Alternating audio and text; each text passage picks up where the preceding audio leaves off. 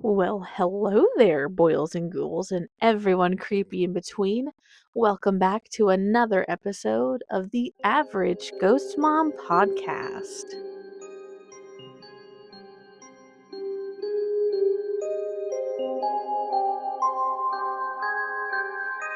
Oh my gosh, you guys. I'm so excited for this episode today. Some business things first. First, people who know me and can reach out to me in other ways, okay?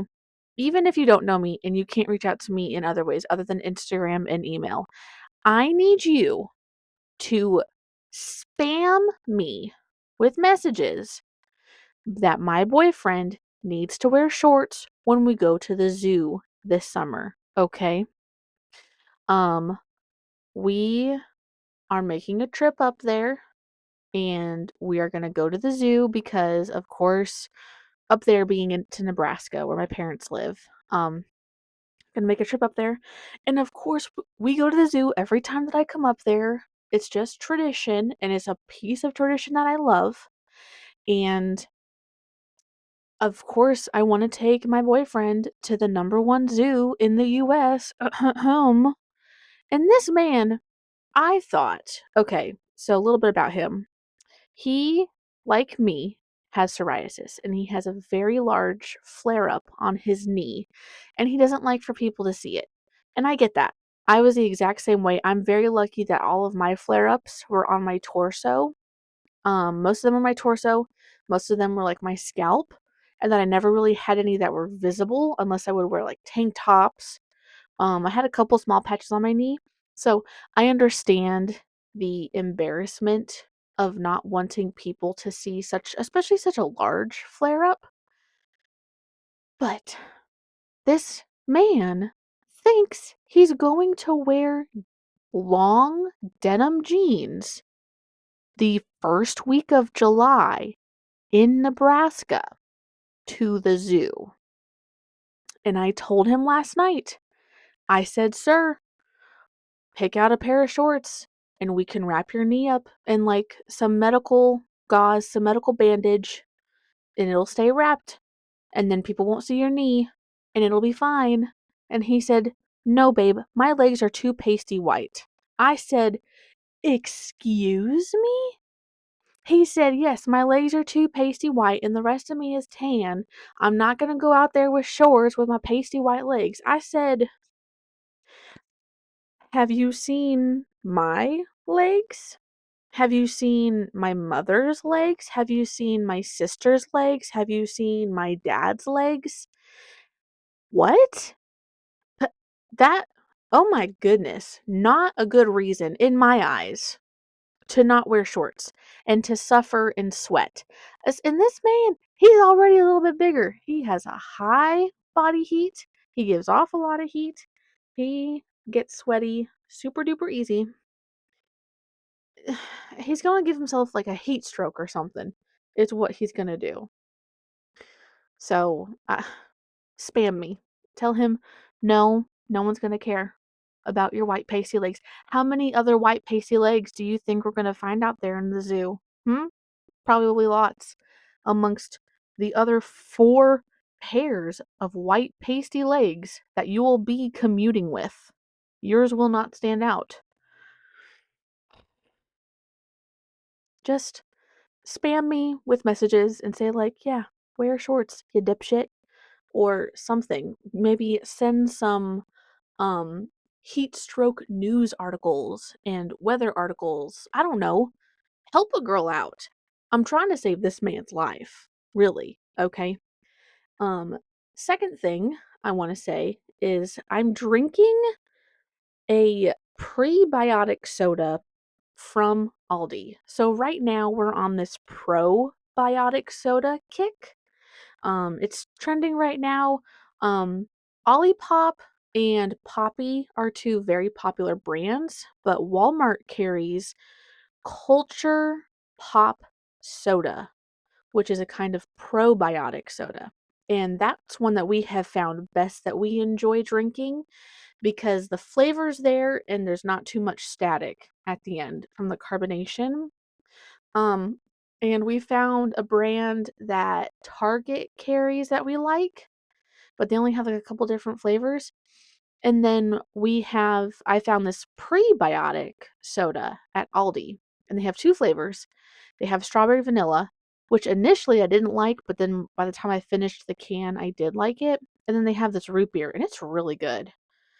Oh my gosh, 9 grams of plant fiber? Holy crap, I didn't even see that. Anyway, shout out to pre and probiotic, and then I just kind of specifically wanted to say like these brands we like to drink. They're not the popular ones, so if you see them, you should give them a try. Okay. Blah, blah, blah, blah. So, the episode. Oh, I'm so excited. I'm going to preface this by saying I actually put in effort into doing a little bit of research on these topics because these are topics that interest me and I like and I've worked with a little bit, but I don't know everything. And it's been a hot minute since I've been able to, like, since I've had time to work on it.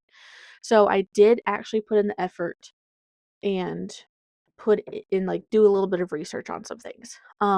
I had a friend who listens to the podcast. They reached out to me and they were asking me some questions about tarot cards and oracle cards. And I said, ooh, that's next episode. Like, I'll give you some answers now, but let me do like a kiddie pool splash size deep dive into this, right? I'm not going to do like a deep dive. It's kind of just more like a crash course because I had another one of my friends reach out and they're like, yeah, I mean, I don't really know anything about this stuff. So just give me the brief details. And I said, can do. Let me cover your back, sis. I didn't say that. I actually don't ever say that. I don't know why I said that now. I just did. Anyways, so um I'm going to be talking briefly, well, mostly about tarot cards, oracle cards, and then briefly about past life regression and spirit guides. Um Crazy enough, I actually have a good handful of people in my life, in like my immediate circles, actually, my first two immediate circles, who are very involved with things like spirit guides, um, and things to do with tarot cards and stuff like that. Um, Tarot cards, oracle cards, past life regression, and spirit guides. They're not specifically for witchcraft and magic, but they do go hand in hand, but you can focus on them from a spiritual side. Um, those are kind of like the gateway to the magic world in a sense. I say the magic world. Instead of having your I literally talked to myself about this whole episode last night and like organized religion, that's the word. Instead of having, well, and you still could have organized religion with witchcraft, but a lot of people have turned to witchcraft and to spirituality because they don't agree with how organized religion is going these days. They don't agree with everything about what the church has to say and what the church stands for. Um, so you don't have to be a witch to mess with this stuff. You can just be spiritual. You can just believe in your energy and other people's energy and the world's energy or like Mother Earth's energy and vibrations and the self, you know. You can kind of also pull in certain characteristics about Buddhism and Hinduism into this too, especially with the past life regression part. So I'm gonna stop talking. Well, I'm gonna keep talking, but I'm gonna stop talking about that, and I'm just gonna jump right in. All right, I'm so excited. I'm just gonna jump right in. Let's go for it. Okay. So tarot cards. Okay, what are tarot cards? When we think of tarot cards, especially like someone who doesn't really know what tarot cards are or have any experience with tarot cards, we think it's, oh, here, pick a card. Give it to me. Let me read it for you. And this is what it is. There's your future. There we go. And that's basically it. It's not reading your future necessarily. It is giving insight. When you are dealing with tarot cards, what it does is it lets you bring your intuition and your energy into it, into the experience, into the reading. So, if eh, in my opinion, in how I've kind of interpreted things and understand things, people who go to church religiously and believe in organized religion, they have the Bible or their specific religious book, depending on what religion you have. And there's multiple religious books out there. And people believe that this is the word of God. This is it. You know, if you believe in the Bible will work for you. And that's the same with any other tool. If you believe in tarot and you believe in energy and you believe in intuition, it will work for you. Okay? So I know some people will go to like palm readers just for fun, just to see what they have to say, you know? But like, if it isn't something that you absolutely actually believe in, it's not going to quite work for you. Like, you'll see the things that where it's like, oh, that's just like a general thing to say. Like, oh, you will, you know, you'll eventually come into money in the next like 4 to 6 years or something super broad where it's like, well, yeah, anyone can. Well, yeah, anyone can. That's kind of the thing. If your tuition is in it, you can interpret it the way how you need to. But if your intuition is not into it, if you're not feeling the vibes, then you're just going to think it's a whole bunch of baloney. And that's all that it will ever be. So, which is fine. This isn't everyone's cup of tea. That's okay. Even if all you get out of today's episode is just learning something new, that's fine. Or if you just don't want to hear any of this, then just turn it off. Whatever. I don't care. But tarot cards, that's what it is. Pick a card, read it, interpret it. It's kind of like horoscopes, but a little bit more personalized. Because when a horoscope, which I don't even know how horoscopes are made, um, astrologically speaking, that is not something I've looked into or really have an interest right now looking into. But horoscopes are made based on star signs and where things are in the sky and, what day it is and where the sun is, and a horoscope is made. And it's just a single phrase blanket horoscope for everybody. Tarot has 78 different cards. So using your intuition, you pick which card without seeing them. You pick which card is speaking to you most, and that is the message, right? So I like tarot, and I kind of tend to lean into tarot a little more than I do a horoscope because tarot is more personalized for me in my intuition and what's been felt. So let's get into a little bit of the history behind tarot. So when I say think of a tarot card or think of a deck of tarot, mostly I'm willing to bet the deck that comes into mind, if you were to Google the Rider-Waite-Smith deck or the Rider-Waite deck, tarot deck, that's the deck that comes into mind that people probably think is like the original deck that, from eons ago is what people have been doing tarot with. And you're not right, you're not wrong. Let me explain. So, that tarot deck, the Rider-Waite-Smith deck, was produced in 1909, which is not very far away. It's just a little over 100 years old, right? And obviously, tarot has been going on for much longer than 100 years. Tarot's been going on since the mid 18th century. Okay? The original first tarot deck that was ever made was the was it Marcelli or Marciel tarot? I'm not quite sure how to say it. Um, that's the deck that was originally made in the 18th century, which would be the 1700s. Okay. Rider and Waite is the father-son duo who are the ones who produce this deck, and that's why it's called the Rider-Waite deck.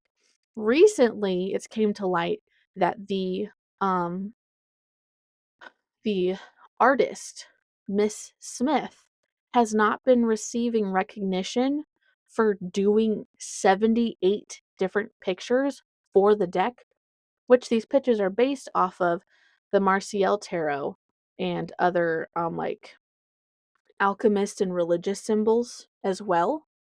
But she, for majority of this 100 years, has not received recognition because the deck has been the Rider-Waite deck. So I choose to call it the Rider-Waite-Smith deck because that gives contribution to all three people who actually put in effort into making this deck. So some places, some websites will call it the Rider-Waite. Some places have updated their website and refer to it as Rider-Waite-Smith. They're the same deck. Tarot is a tool that is meant for self-improvement and divination. So it's not to read the future. It's not to tell you the winning lottery numbers. It's for you to have a tool to be able to reflect inward and to work on yourself in different aspects in different ways. Even if it's a simple, you can use tarot for yes and no, but it's open-ended yes or no questions, you know? It's not, "Hey, tarot deck, is it gonna rain tomorrow?" And you just pick a card and it says yes or no. That's not what it's like. When you start learning the story and reading the cards and understanding their meaning, then you'll kind of know what are the right questions and what's the right way to go about this. It's not meant for black and white questions, it's meant for the gray area questions. Okay? So, let's talk about the actual physical deck itself. Okay? Like I said, there's 78 tarot cards in a deck. Okay? There are two kind of sides in a way. You have your what's called major arcana and you have your minor arcana. And your major arcana are the court cards. So if you can compare it, you can compare tarot kind of to like a regular playing deck of cards. So like in a playing deck you have your king, queen, jack, and you have the joker. In the major arcana there are um there's the fool and the magician and the high priestess. There's also like the sun and the world. There's different there's quote unquote people or like entities. Entities just being things, not like devil and ghosts and things like that. Just like an entity being a thing. Then your minor arcana is made up of four suits, just like in regular playing cards. Tarot, the four suits are swords, cups, pentacles, and wands, which are all very magic tools as it is, you know? Um, the swords, they represent air signs, they represent intelligence, communication, truth, and conflict. Cups, they represent water signs, they represent emotions, intuition, relationships, inner world stuff. Kind of like more like physical world things is what it's referring to. Then the pentacles represent earth signs, they represent material possessions, career, stability, money. And then wands represents the fire signs and represents action, creativity, passion, new beginnings. So when you're reading these cards, depending on what you pick, whether it's a major arcana or a minor arcana, you can take into account physically, depending on how in depth you want to get into your tarot reading, you can take into account the literal picture that's on it. So each card has its own meaning, okay? Like the Seven of Swords has a different meaning from the Six of Swords, which has a different meaning than the Sun or the High Priestess, you know, or the Magician or the Death card, you know? Um, but not only that, the imagery that's on the card can also help with interpreting. So, I think it's the 5 of Cups card obviously has 5 cups on there, but 3 of the cups are tipped over and spilt. There's also a person who is looking at the cards, you know? So the cups, like we said, it represents the water signs, it represents emotions, intuition, relationships, inner world things, which is like the physical world stuff. So depending on what kind of spread you have when that card was pulled, who's doing the reading, you know, just taking into account the fact that there's 5 cups, 3 of them are spilt over, that could really, that could mean something extremely specific to you and help you connect in what intuition and tarot in the world is like trying to say to you or trying to bring up and help you realize stuff. Another thing with tarot cards is the colors. So on the right, raid, ri- oh my gosh, Rider Waite Smith deck, specifically. When I'm talking about these things, I'm specifically talking about the Rider Waite deck. And I'll later, I'll tell you why these are more specific to the Rider Waite Smith deck. So, the colors of this deck are very vibrant. There is no light yellow, dark yellow, light blue, dark blue. It is blue, the same shade of blue throughout the whole deck. It's extremely vibrant. There is only one shade of each color. So the cards like really super duper pop, right? Some of the most I say there's 5 very prominent colors. But from where I can tell, outside of just websites listing just color magic, which is just the website saying every color has its own symbolism, has its own meaning, which when you're working with magic, people know that. But if you're just working with like spiritual things and just wanting to work with specifically tarot, you might not know this. So each color has its own meaning, right? And I think there's 5 colors, but this website that I found just had 4 colors listed. But 4 colors that is very prominent in this deck is red, yellow, black, white. Blue is also an extremely prominent color, but it I mean from there just you can just Google color magic and it'll tell you what all of the different colors mean. But for red, for example, red is a symbolism of power, passion, strength, ability, leadership. Yellow is symbolizes positivity, optimism, bright, happy. Black is negativity, loss, grief, or fear.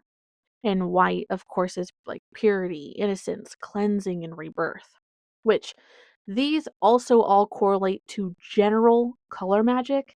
So, literally, if you're like really, really wanting to get in depth in your tarot reading, you can just like have a little print off. Like, as you're learning this stuff, have a little note made of like what all the different colors mean because the colors on these cards also can play an extremely vital role in how you interpret the card.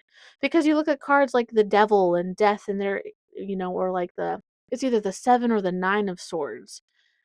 Lots of black, all very dark, ominous looking cards, right? And that's on purpose. That's on purpose because when you pull these cards, they are more negative cards, right?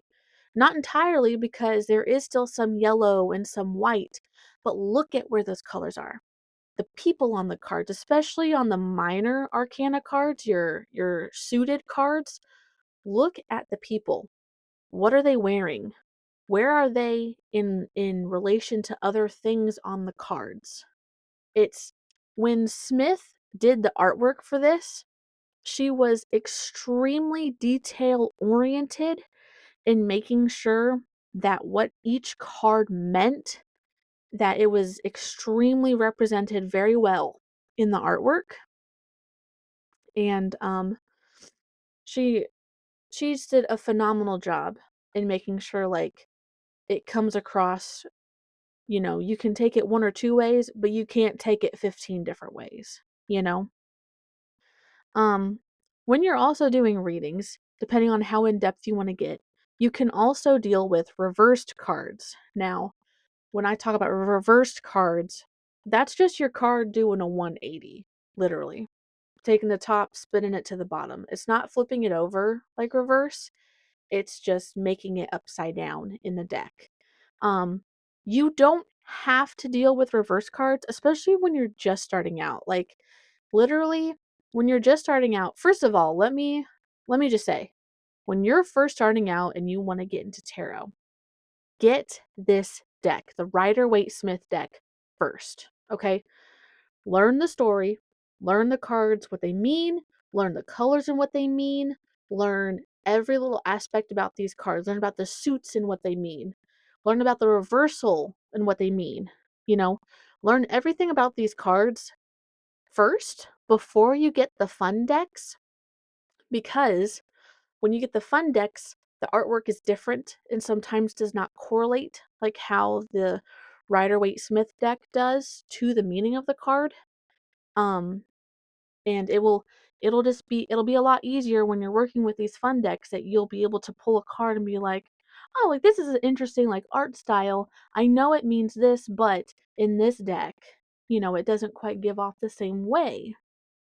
Some fun decks do have their own meaning to the card, and that's just something that you'll have to look at and read, because I think most tarot decks come with a guide.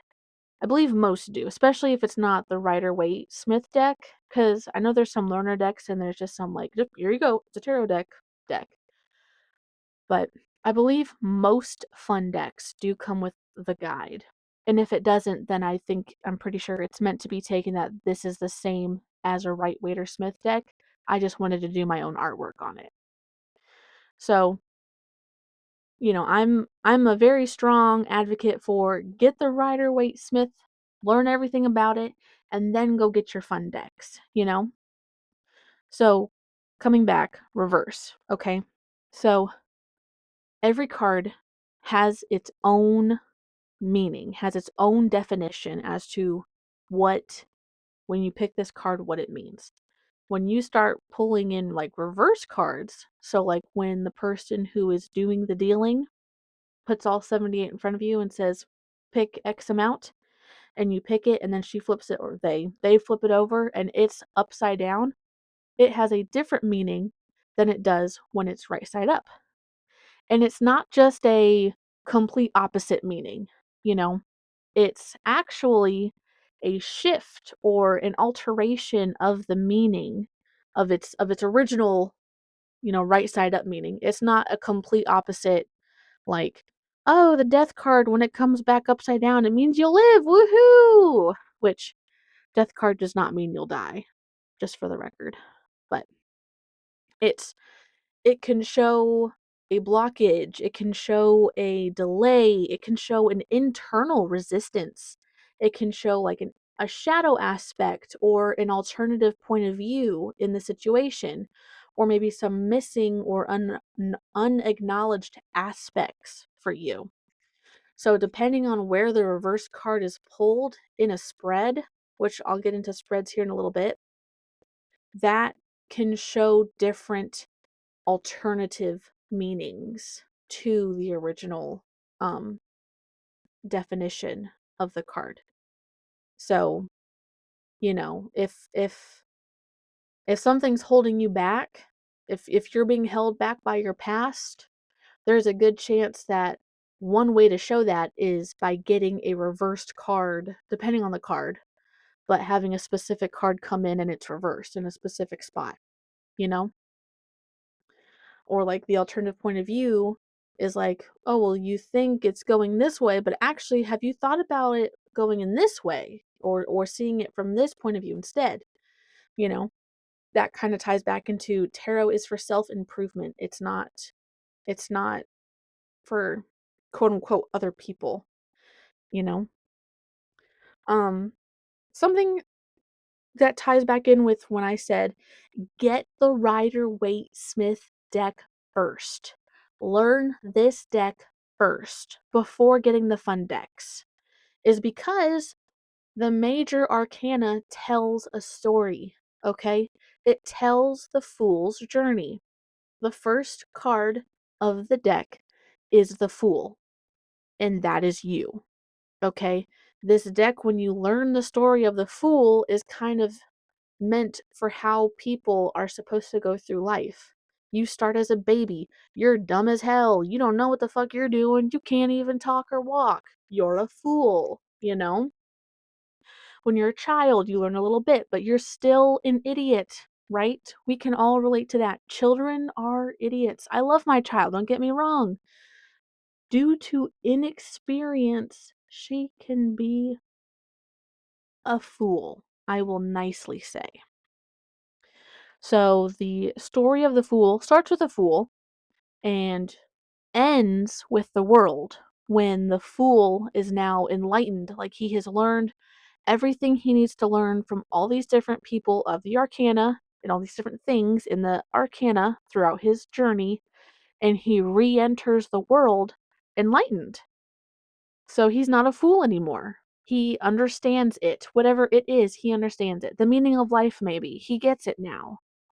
So, you know, that's kind of part of the difference between pulling a minor arcana and pulling a major arcana, is because not only with the minor arcana, it's got the different suits and those individual meanings, but when you pull the major, what part of the fool's journey are you pulling?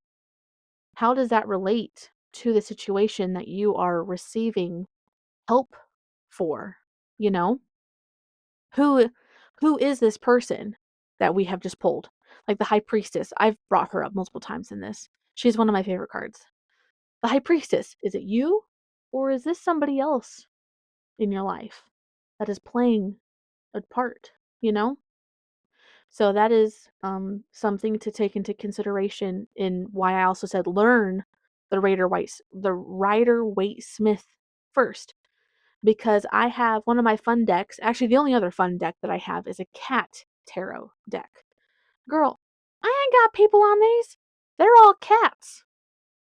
If I pull a cat and I look at this and I don't know who the magician is, I'm going to see a cat and I'm going to say, cat. And then when I go and I pull like the Three of Pentacles and it's a cat, I'm going to go, cat. So my story's all about cats. Maybe my cats need me. Maybe I need to go feed my cats. Maybe I need to get more toys for my cats. No. Learn the Raider. Gosh darn it. Rider Waite Smith deck. Learn the story so that way when you get your fun decks, you don't look at the freaking magician card and it's a cat and you're like, cat, got it. No, wrong. And I'm going to say it probably 15 more times in this episode. Okay? I'm just warning you now. So, next, spreads. Different spreads. What do I mean when I say a spread? Basically, kind of like what it sounds like. It's where there's a lot of different spreads, but it's where you pick your X amount of cards and you put it on the table in a very specific order, and it is read in a very specific order for whatever specifically general issue you're coming in for. And I say specifically general because, again, it's open-ended questions. It's not, what's the weather going to be tomorrow? It's, I'm coming in not, and of course it's always the not problem, but the situation of the intuitive person who has the tarot and you're coming to them for a reading, they don't know jack crap about you. Like, you just walk in off the street. That's it. You don't tell them anything. You come in and you're like, hey, let's do a 3-card spread, for example. Three card spreads are one of the most common ones because there's so many different things you can put with that, like past, present, future. What have I had? What do I have? What am I going to get? One thing about me to work on, one thing about me that people like, how do people see me? How do I see me? And how am I actually? Like 3-card spreads are extremely common and you can put a whole abundance of questions with it. You can Google different tarot spreads. You can Pinterest search tarot spreads and find a whole menagerie and a whole library of different kinds of spreads. And some of them are extremely complex. Like one of the easier complex spreads is called a Celtic or a Celtic cross spread. And I'm talking, you put your cards out and then you start stacking a couple cards, and some cards you specifically make reverse and stuff, and it's a little bit crazy. Those are for, I say, if you're gonna do a tarot spread and you're very new at this, do like a single card or a triple card spread, okay? Once you start getting better at things, or if people kind of like are like, "Hey, you have a tarot deck, like let's just kind of mess around, like let's just see what it has to say." When you get a little better at reading and stuff and being able to say the card enough in a general aspect where the person receiving the tarot read can interpret it how they need to, that's when maybe you can start like dabbling in things like a financial four or like a future self spread. I know there's a horseshoe spread. Um, I know there's spreads that have like 28 different cards, and that's crazy because the more cards you pull, the more specific, the more dynamic, the longer the chain, the longer the story it is. So when you start getting them big ones, you better know what you're messing around with, you know? These spreads, any spread, is for things like helping make decisions, or what can you look forward to, or how to overcome challenges, or how to help interpret, certain events or like dreams in your life. So they're on one hand, when you're just getting started, you can kind of mess around a little bit and have fun and be like, well, let's just see like what tarot has to say, you know. But once you start like really understanding tarot and memorizing tarot and creating a relationship with tarot, that's when you start kind of making the shift and like, okay, I have certain decks for certain things, I have a certain level of respect, which leads into, you must have respect for tarot, okay? Let me cut myself off. Tarot is not a portal to hell, all right? This is not like a Ouija board and where you have to properly open and properly close the board, okay? Tarot is more kind of like an app, like texting or Facebook Messenger or Snapchat. It's more like an app, and it is a tool of communication between your intuition, your energy, and the world's energy and what it has to say, or like fate's energy and what it has to say, you know? It's very personalized. It's very individualistic. It's not meant for a group necessarily, depending on what you're doing. Um, it's extremely personal. And so when you start working with tarot, tarot is meant to be looked on as its own individual entity. Like when you get a tarot deck, first you have to cleanse it, whether that be with incense or with crystals or the sun or the moon or a combination. First, you give it a bath, you know? And then from there, you learn your tarot deck. You get to know it. You treat it like it's a living thing, essentially, because you have to have respect for it. If you don't respect your tarot deck's not going to respect you, you know? It's going to give you some BS cards or whatever because your heart has to be in it. You have to believe it. The way how Christians and everyone else believes in the Bible, you have to believe in your tarot deck. You got to have your tarot deck 6 basically. So, you respect it the way that you would respect a pet, you know? Um because intuition should be respected. When you respect intuition, you're respecting yourself. That's the other thing. You have to have respect for yourself. You have to have respect for the tarot, and you have to have respect for whatever the energy of the world that you want to call to and ask questions from, you know? It's a this is a triangle party. Three things here. And you have to be nice, you know? Um one way, one thing with this too, in the respect part. So In it's mostly used in, like, witchcraft, but but it can be just used spiritually, really. You can okay, so, like, look, you can pull tarot out anywhere, really, you can, but you should more so pull out tarot and work with tarot on something called an altar, okay? Chrisana, isn't an altar this fancy podium at the front of the church? Yes, but that's not the altar I'm talking about, okay? When you're talking about an altar in this sense, if you're talking about an altar in witchcraft, it's a very specific area or table or shelf um, that is the safe space to do this energy work, to do your magic in. Girl, there are some closeted witches, and they have to have their altar legitimately in a shoebox. I've seen shoebox altars. When the magic is not respected in the household and they have to be closeted, they have shoebox altars that they keep under their bed. Dead ass. I'm not even kidding you, okay?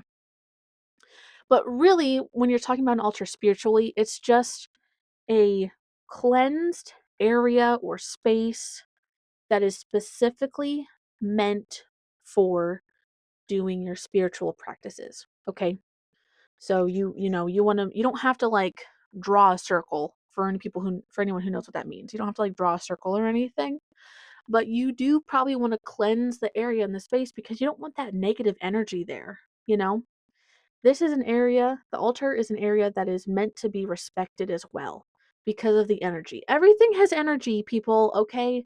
And you gotta respect it. You gotta be nice to it. Because if you're not nice to it, it's not gonna be nice to you, and then it's gonna be a whole bunch of bad juju, and shit's gonna go and hit the fan, okay? So when you're really actually sitting down to work with your tarot deck, you have to make sure you're in a good cleansed space. You really want to have a dedicated space. And the dedicated space is generally an altar. Um and you can if you Google altar, don't just Google altar because you will get like church podiums. You should Google like altar spiritual or altar witchcraft, to get ideas about like what does this look like? And um, depending on how in depth you want to get your altar, you can they almost sometimes kind of look like shrines on a table. They can get to be, but it just depends on like what things are important to you, you know, along your spiritual path, your spiritual journey, what things are important to you that you want to have in the area working with you. And those are things that you would put on this table. Like for my friend, they want to work with talking to spirit guides and past life regression, you know, if there is if you have like a past loved one who you believe is a spirit guide, put their picture on the altar, you know? Like cuz then that kind of brings in a sense of them when you're working with your stuff. They're there with you if you call upon them, you know? The more you work with the stuff, the better you'll get too. So, anyway, let me move on. If you are going to talk with spirit guides, okay, this is my opinion about it. Everyone, everyone's opinion is different, especially depending on what you're working with, who you're working with, how you're working with this stuff. But in my opinion, you should meditate for a good while to kind of get the sense of who your spirit guides are before you just like dive into tarot with them.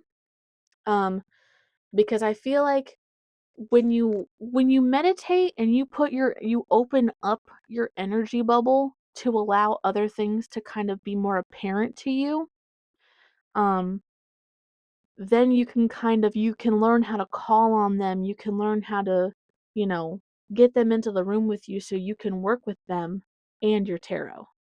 Because if you just like it's basically just saying out loud, like, hey, you know what, Pizza Hut? I think it'd be really cool if you just, like, made me pizza and had it delivered to my house. Like, no, you have to put the order in the DoorDash, and then the DoorDash will come bring it to you. That's kind of like what it is. You have to know how to get them in your space, get them in your energy area. I think I want to say aura and area and it came out as era.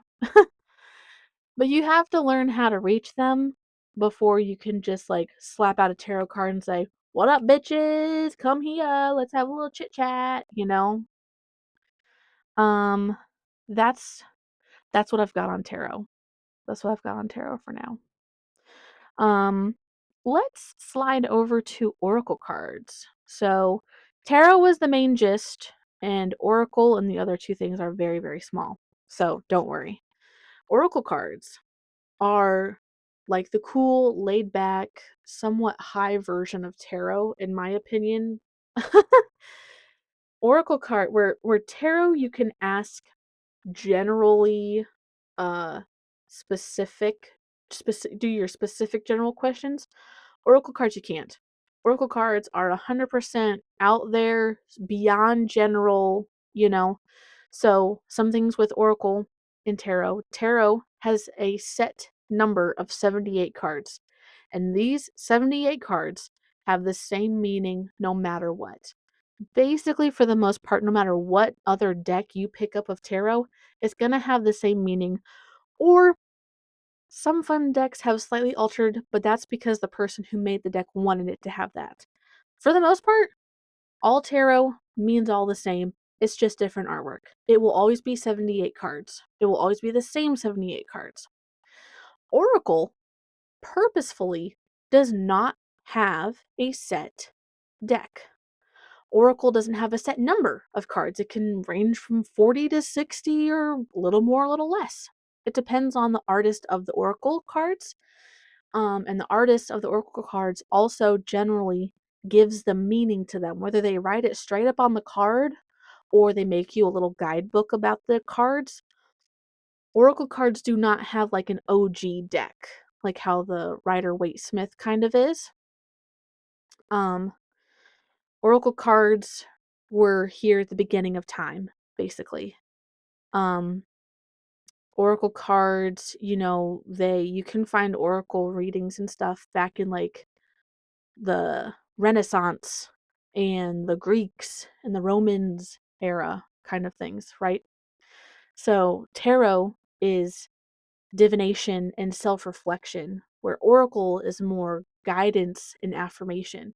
That's why there's kind of not one set deck, because that self-reflection part is kind of really where like we keep the questionnaire the same. We keep the answers the same, Choose your own adventure book is like what tarot is. Oracle, uh, Oracle is not choose your own adventure whatsoever. It is just a whole different book every single time, you know? Um, Tarot has structured interpretation and Oracle is more intuitive. Um, Oracle cards have different themes. Some of the themes are just art themes. Some of the themes, though, like you can pick up a themed deck depending on what situation or question that you have that you want your guidance through. I know there's some more affirmative, like affirmation geared decks that if you just want to pick an oracle card a day and that's just like something you focus on, so be it, you know. Um Always consult the guidebook if there is one. And I say that for both. Really definitely consult it for oracle cards because they're so unique in each deck. You don't really quite have to with tarot, but still definitely look for that booklet in the packs. Um, Oracle cards are kind of meant to be dealt with and took in the present moment rather than like future events, where tarot is not predicting the future, but is kind of helping you down the path of how you should think about things. And Oracle is kind of like, let's worry about today. I'm here for a good time, not a long time kind of situation. Let's just take it one day at a time, and we're here on today. So let's pull an oracle card. Let's see what we've got going on. You know, um, Oracle cards are fantastic for like meditation and again affirmations. It's a very very general thing. It's not specific like tarot can get. It's very vague, very broad, very general. Um, but they can be used to help with clarifying tarot readings. So, if you're getting like a tarot reading done and you're going down and you're pulling all these cards and you're like, gosh, like, well, it could be talking about this thing, but it could also be talking about that thing, and you just want that kind of clarified, pulling an oracle card, depending on assuming you have the right deck, can kind of help with clarifying what the tarot is talking about. Um, so I wouldn't really use oracle cards when it comes to talking with spirit guides in past life regression. You could kind of help like start or clarify with those things, but I wouldn't really use oracle cards in those two things. Um but that's my personal opinion. This is my opinion. So, if you're going to use cards, I would use tarot, but even then, moving on to past life regression, Ah, past life regression. So for those who don't know what past life regression is, okay, this is where like the Buddhism and Hinduism kind of starts to get swirled into this because you have to believe in oh my gosh, these words escape my brain. You have to believe in reincarnation. Oh my god, what? Goodness gracious. You have to believe in reincarnation, and reincarnation is extremely prominent in Buddhism and Hinduism, right? Reincarnation is where when you die, you are reborn again as either someone or something, and you live that life, and you keep going and living all these new lives until you've reached enlightenment. And once you've reached enlightenment, which means you totally understand the world and how it works and what your purpose in life is, then after you die in that life, you get to move on to whatever version of heaven that you believe in? So past life regression is specifically the hypnotherapy of learning about these past lives. Um, Past life regression is generally done with another person who will hypnotize you and can unlock certain parts of your brain, and the whole session's recorded.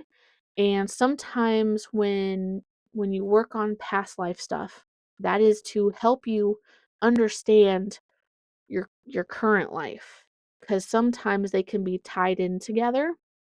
I know there's like the string theory out there where like everyone has someone and you're tied together with a string and you'll find them.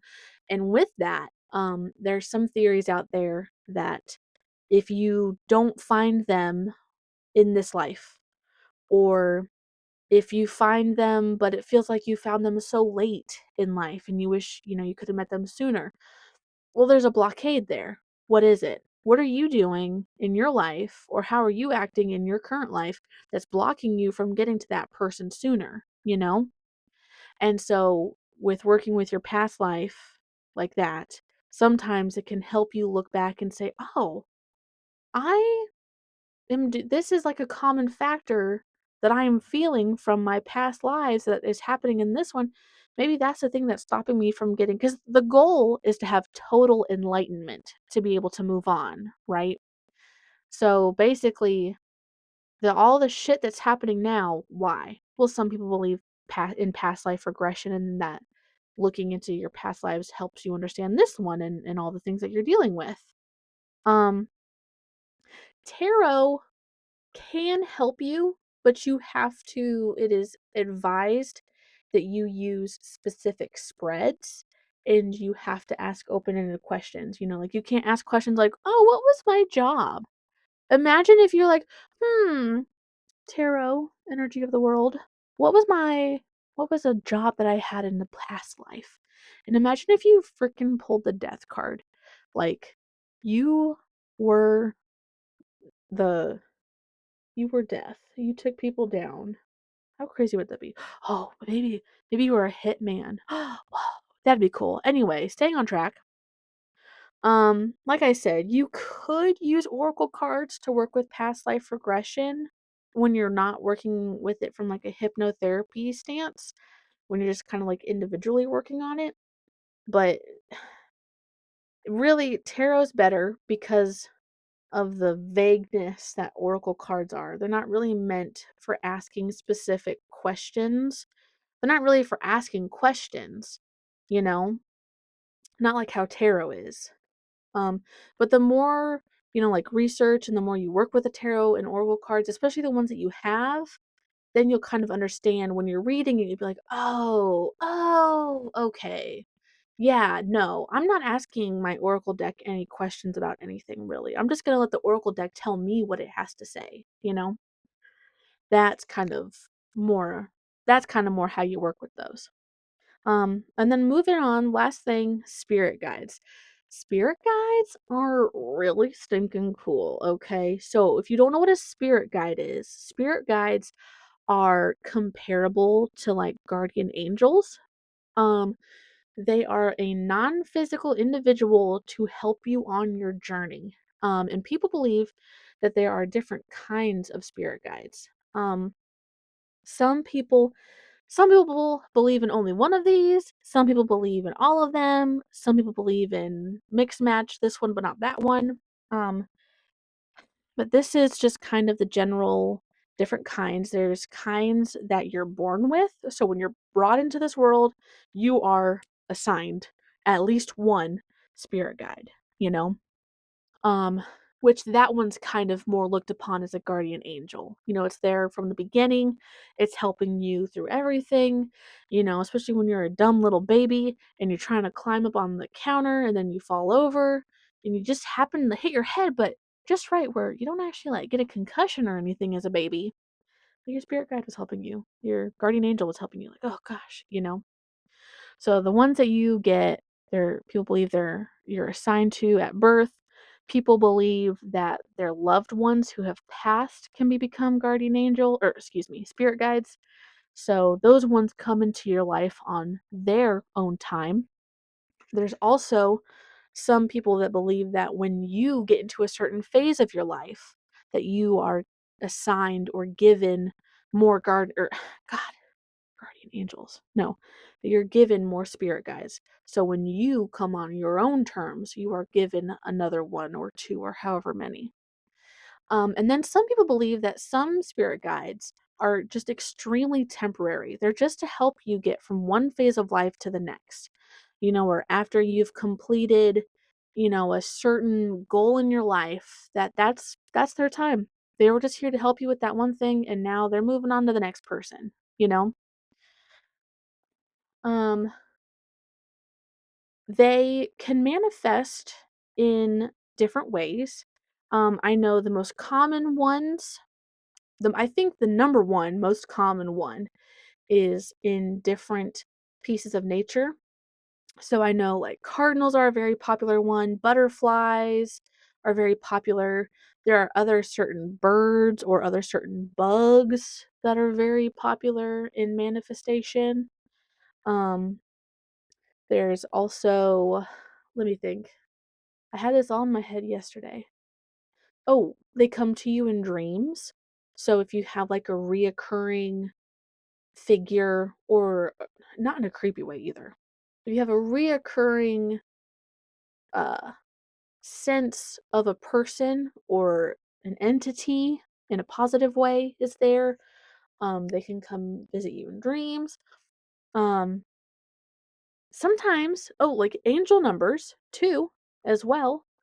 If you see angel numbers often, that's also another way how they can manifest.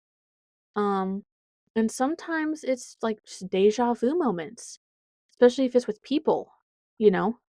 Deja vu moments can be a way how they manifest. That feeling and you're in a certain place but there's like a piece of the deja vu that is like the same in every deja vu. Like a flower, for example, you can be like, I've been to this place. Oh, and there's the flower. And then, like, days later or whatever, "Oh, this place seems very familiar, like, I remember doing this before," and there's the flower. They can manifest like that in not not quite like symbolism, but patterns. There's certain patterns spirit guides can manifest themselves in as well. Um Personally, I have 4 spirit guides and that I know of. And I know I need to talk to them more. So I'll probably, since Ava will be gone for most of the summer, I'll probably have time to work on that this summer, speaking to them again and getting them more active in my life and acknowledging them and whatever, praising them. But one of them is my grandmother, my dad's mom, and plain simple, she is a cardinal. She shows up as cardinals every time we see a cardinal. Yep, that's grandma. She's here. Uh oh, hold on. Goodness. Now my throat gets dry.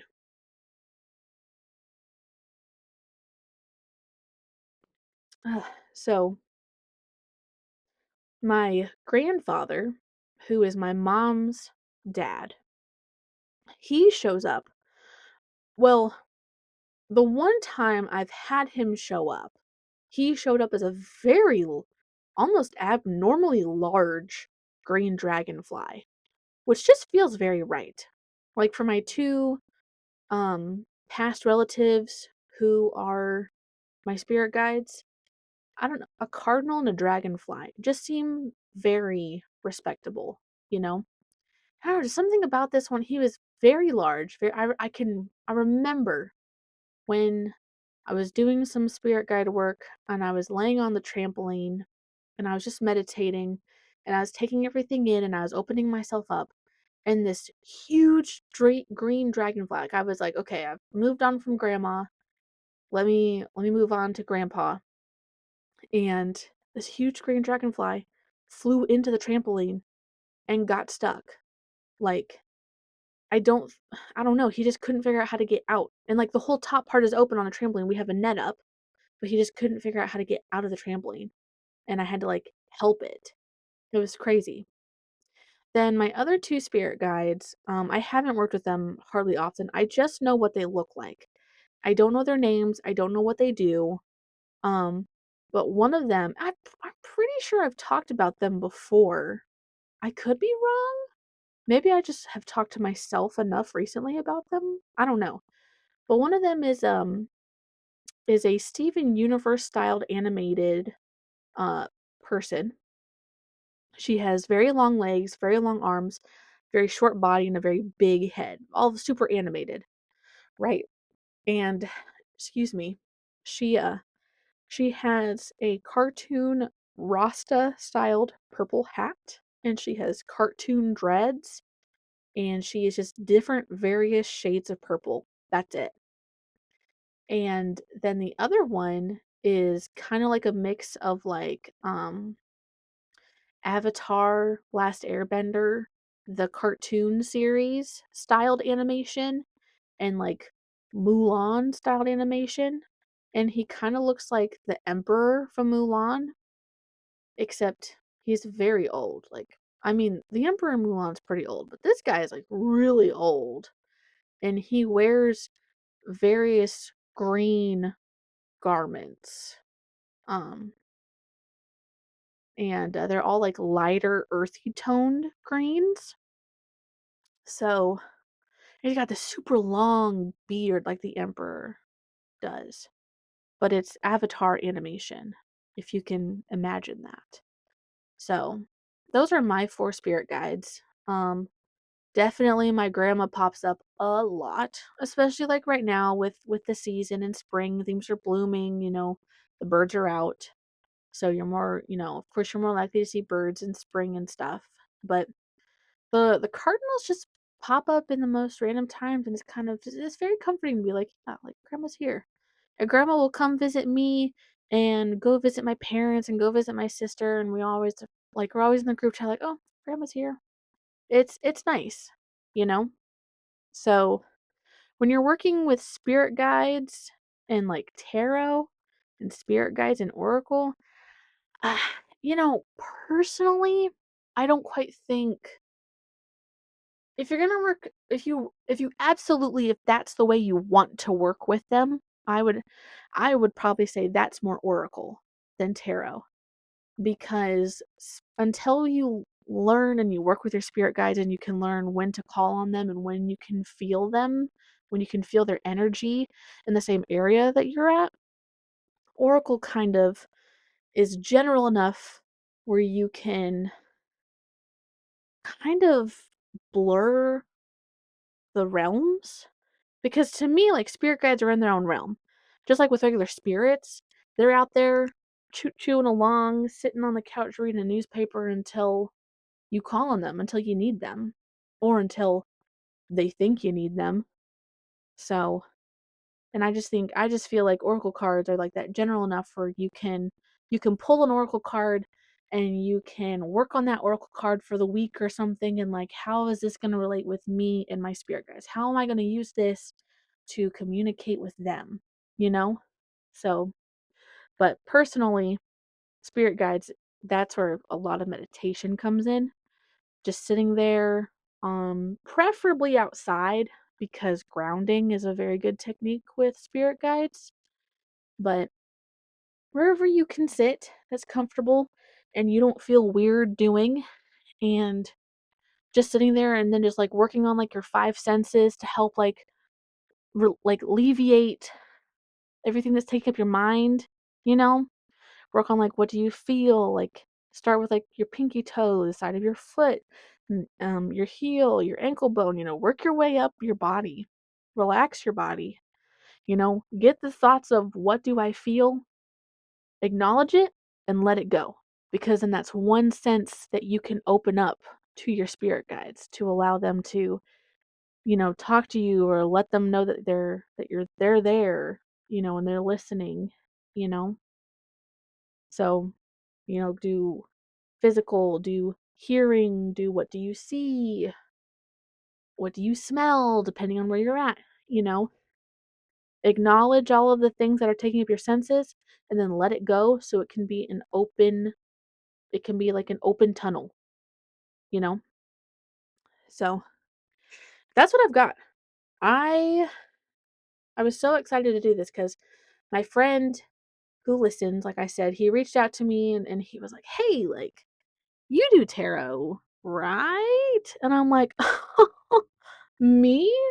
Do I do tarot? You bet your buttons I do slash did." So, yeah. And I was like, boom, that's it.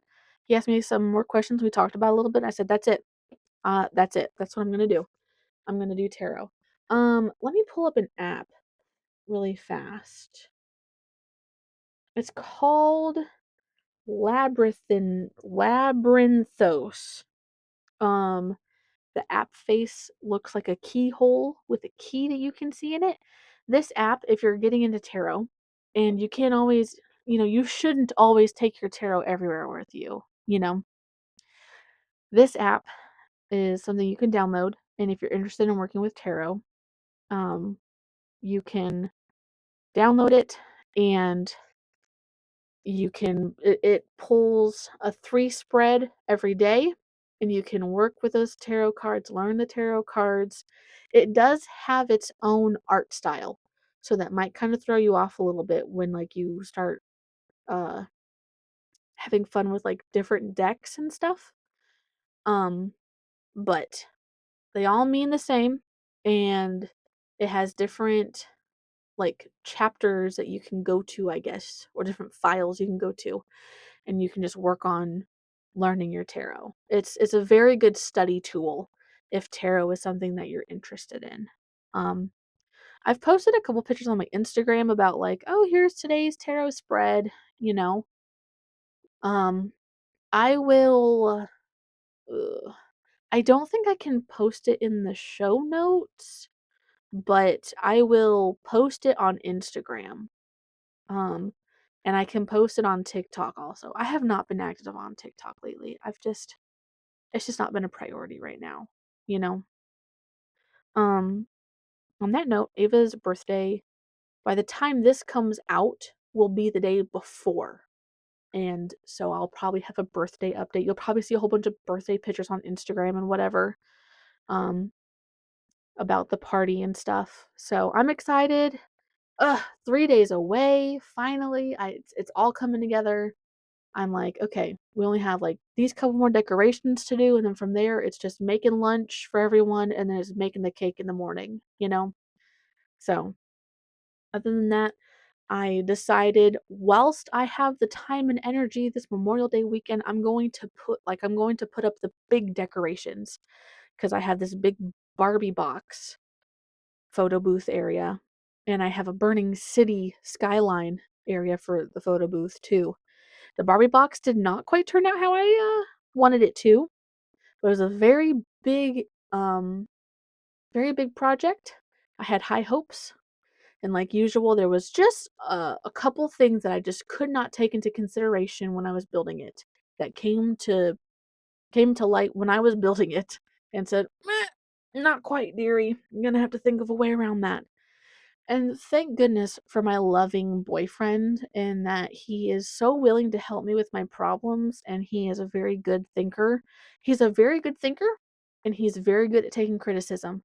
So even though he had some ideas about how to fix the problem, I was able to come in and say, no, that's not going to work because of this. And he was able to say, you know what? Yes. Okay.